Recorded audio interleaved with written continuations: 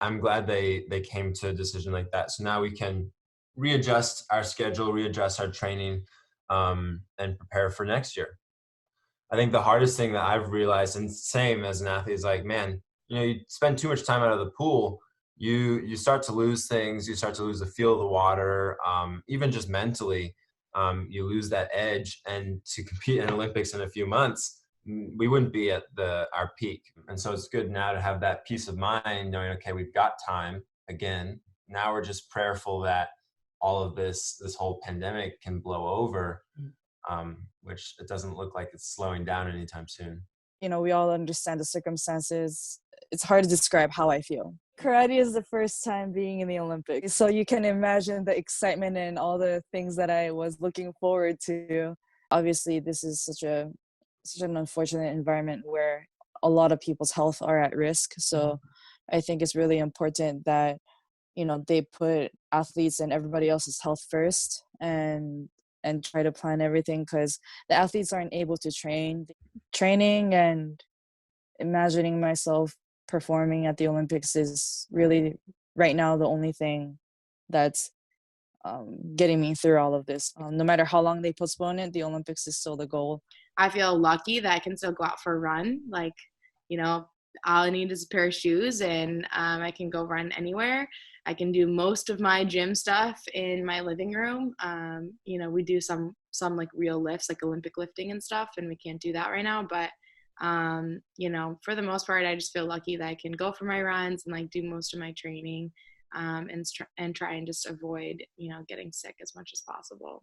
Team USA is doing a really great job of making sure we have mental health resources during such an uncertain time. So I do really appreciate that. So I took advantage of that opportunity, and I talked to a therapist just because I wanted to know how best to navigate this. I don't want to just, taking it day by day only works so much. So I got some really great advice, and she basically said, what can we do now? What can we do later? And what can we do never?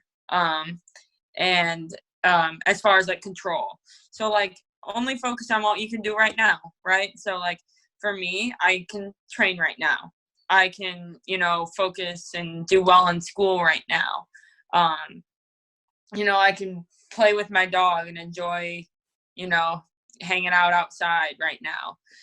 Later, figure out how I'm going to financially deal with the aftermath of this. I'm in a fortunate position where I can wait a year for the Olympics to happen. So I do have that flexibility, and I've planned for that in my life to be competing next year. I feel for a lot of athletes who this was going to be their last go, and many of the athletics contracts are based around Olympic years and World Championships years. So if you're an already accomplished athlete who is a global medalist, you're probably fine. But there's a lot of athletes who are at my level who are trying to make a large breakthrough, who really need those Olympic years to kind of get you those faster times, get you those better appearances.